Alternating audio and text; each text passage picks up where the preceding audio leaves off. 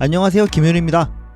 오늘은 아주 오랜만에 국가대표의 경기를 분석했습니다. 우리나라는 북중미 월드컵 3차 예선에서 요르단을 상대로 완승을 거두었습니다. 경기는 전반전 우리나라의 선제골이 나오기 전까지는 쉽게 풀어내지 못하고 답답한 감이 있었습니다. 득점 이후 분위기를 끌어오고 경기가 풀리기 시작했지만 단순히 분위기를 가져와서 풀렸다기보다 중원을 활용하는 방식이 전반전과 후반전에는 차이가 있었습니다. 물론 요르단의 전반전과 후반전의 경기 운영이 차이가 있었기 때문에 중원을 활용하는 방식이 달라질 수 있었습니다. 그래서 오늘 분석에서는 전반전에 왜 경기가 답답했었고 후반전은 왜 경기가 잘 풀렸는지를 짚어보겠습니다.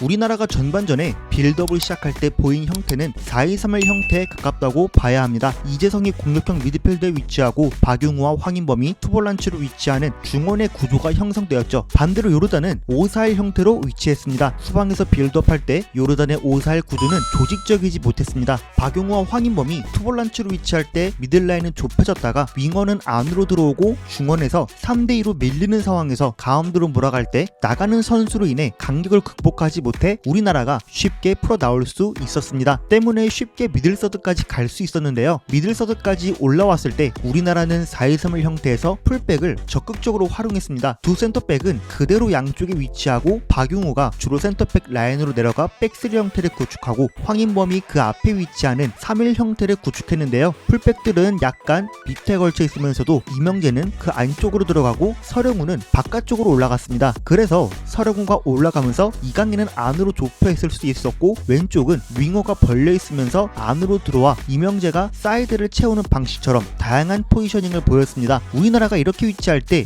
요르단은 그대로 5-4-1이면서 우리나라의 미드필더를 요르단의 투볼란치가 대각선에 위치하도록 견제하는 형태였습니다. 그러다 보니 좌측 하프 스페이스에 위치하던 이재성이 내려와서 사이 틈으로 볼을 받으려고 위치하는 걸 요르단은 수비하려면 센터백이 올라와서 수비해야만 했습니다. 우리나라는 전반전에 이렇게 올라오면서 생긴 간격을 다이렉트로 활용하려 했습니다. 혹은 이명재가 밑에 위치하면서 벌어진 쪽으로 들어가서 활용하는 움직임도 있었지만 사실상 맨마킹으로 따라다녔기 때문에 요르단의 수비 라인은 6백까지 나올 수 있었죠. 결국 센터백이 이렇게 올라오면 간격이 벌어질 테니 이쪽으로 길게 전진 패스를 넣거나 공간을 통해 침투해서 진입하려는 방식이었습니다. 다만 이런 공격이 자주 실패하면서 답답해진 감이 있었습니다. 또 우리나라의 형태를 보면 3-1에 위치하고 이재성과 이강인이 하프 스페이스에 깊게 위치해서 사이에서 볼 받으려 하는 감이 있었는데요. 간혹 이재성이 내려와서 풀어주고 올라가는 상황도 종종 있었지만 깊게 위치할 경우 사이드에서 볼을 소유할 상황이 많았습니다. 특히 요르단의 미들라인은 좁게 구축하고 윙어들이 한 칸 올라와서 가운데로 몰아가려는 수비 움직임을 지속적으로 보였기 때문에 상대가 안으로 좁히기 전에 사이드로 더 쉽게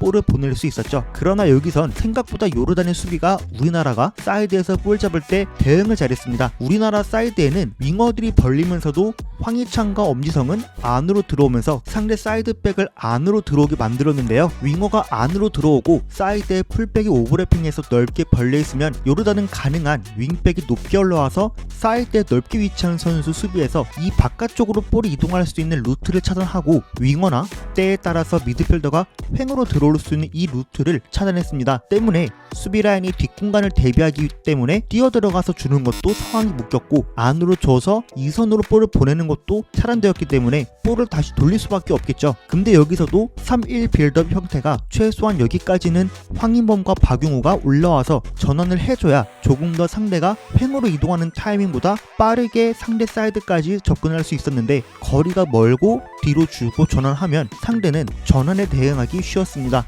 이런 상황에서 우리가 조금 더 사이드에서 볼을 소유하고 안으로 들어올 때 하프 스페이스에서 침투한 선수는 요르단 선수들을 끌고 내려오면 가운데 있는 선수가 볼을 받을 수 있는 공간이 확보되기 때문에 이쪽으로 보내주거나 조금 더 쳤을 때 반대 하프 스페이스에 위치한 선수를 활용해도 괜찮겠다는 생각이 들었습니다. 아니면 미들서드 초입에서 빌드업 전개가 넘어갔다면 이 두 선수들이 조금 더 빠른 타이밍에 올라와서 연결고리 역할을 더 해줘도 괜찮을 수도 있었죠. 우리나라 미들서드에서 빌드업하는 상황을 먼저 보면 형태가 4-1-3-1 형태죠. 이재성이 가운데 위치하는 상황 보면 센터백이 올라와서 이재성을 보고 있습니다. 김민재가 볼을 소유하고 앞으로 전진하는 상황에서 미드필더는 김민재와 자신이 마크하는 황인범도 봐야 하지만 이선 공간도 보호해야 하기 때문에 들어오는 패스 길목도 차단해야 하는 상황인 거죠. 그러면서 김민재가 다시 박용호한테 볼을 주면 3명의 센터백처럼 위치하고 황인범이 원볼란치로 위치하는 좁은 형태가 구축되었습니다. 그리고 사이드를 보면 이명재가 높게 올라오고 윙어가 안으로 들어오니 요르단 윙어도 수비 라인으로 내려오면서 식스팩이 되는데 라인이 어떤가요? 이 센터백은 이재성을 수비하기 위해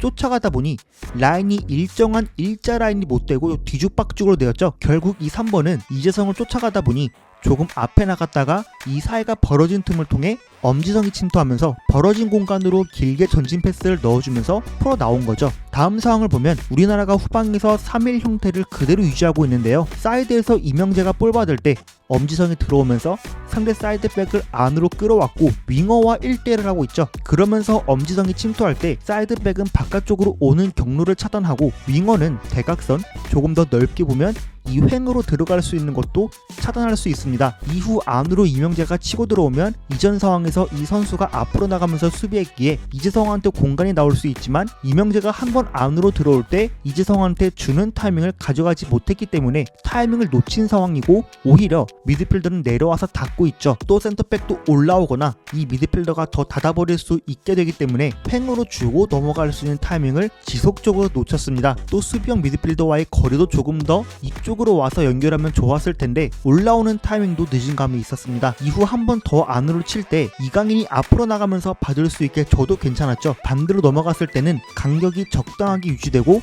황인범이 주고 들어가고 이강인이 내려와서 두 선수의 위치가 스위칭 되는데요. 요르단이 맨마킹으로 움직이기 때문에 이 대각선 루트와 뒤에 여기 있던 이명재와 박용우가 거리를 좁게 유지해서 마지막 패스를 전달만 잘 될 수 있으면 우리가 더 경기를 주도하고 뺏길 가능성도 적은 채로 경기를 더 주도할 수 있었습니다.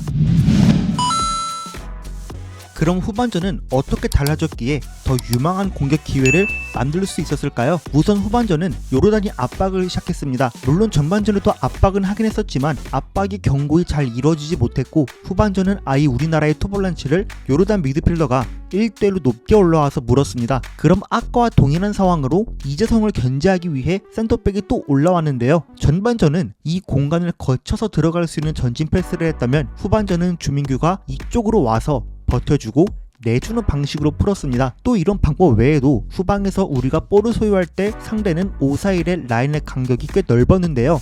때문에 투볼란치를 그대로 수비해도 윙어도 우리나라 풀백을 먼저 수비하니 라인 구성원 간의 간격이 넓어졌습니다. 그럼 이강인이나 엄지성 혹은 배준호는 안으로 들어와서 볼을 받을 수 있었고 볼을 안쪽에서 소유하면 되도록 윙어가 안으로 들어와서 가운데 공간을 좁아지게 만들었죠.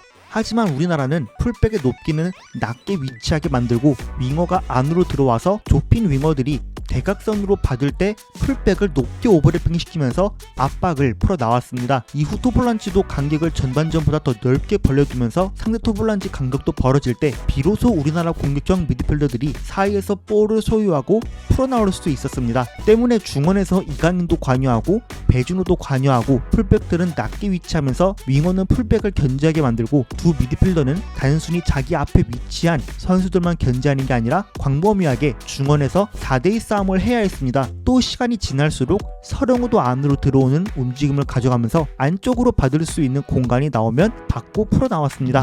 후방 빌드업하는 상황을 보면 우리가 4-2-3-1 형태를 그대로 유지하고 있는데요. 풀백의 높이를 보면 투볼란치와 같은 높이를 위치하고 있죠. 그리고 요르단은 윙어가 올라와서 센터백을 가운데로 몰아가고 윙백이 우리 풀백을 견제하기 위해 올라오는 방식으로 수비했습니다. 투볼란치는 그대로 황인범, 박용우를 수비하는데 여기서 배준호가 안으로 들어와 위치해 상대 수비 라인도 좁히게 만들고 이재성도 상대 등 뒤에 꽤 넓은 공간에서 받을 수 있었습니다. 그럼 상대 윙어도 풀백을 견제하다 보니 배준호가 사이 공간에서 받고 중원 빌드업에 관여할 때 황인범을 보고 넘겨주면 더 좋은 찬스를 맞이할 수 있었는데요. 상대 8번은 볼이 위치한 대각선 쪽을 바라보면서 이재성을 체크하다 보니 황인범이 풀릴 수 있던 거죠. 볼이 다시 센터백으로 갔을 땐 좁힌 윙어들이 대각선으로 받을 수 있는 각도를 찾아 이렇게 위치해서 풀어 나오면 순식간에 풀어 나오고 윙백도 우리 풀백이 높게 올라갈 수 있는 타이밍이기 때문에 섣불리 못 나왔습니다. 요르단이 내려와서도 미드필더 등 뒤로 이재성이나 이강인이 움직이면서 좁게 움직이는 거죠. 제가 오늘 준비한 분석은 여기까지입니다. 재밌고 유익하게 보셨다면 구독과 좋아요 부탁드리고 여러분들의 의견도 댓글로 남겨주세요. 감사합니다.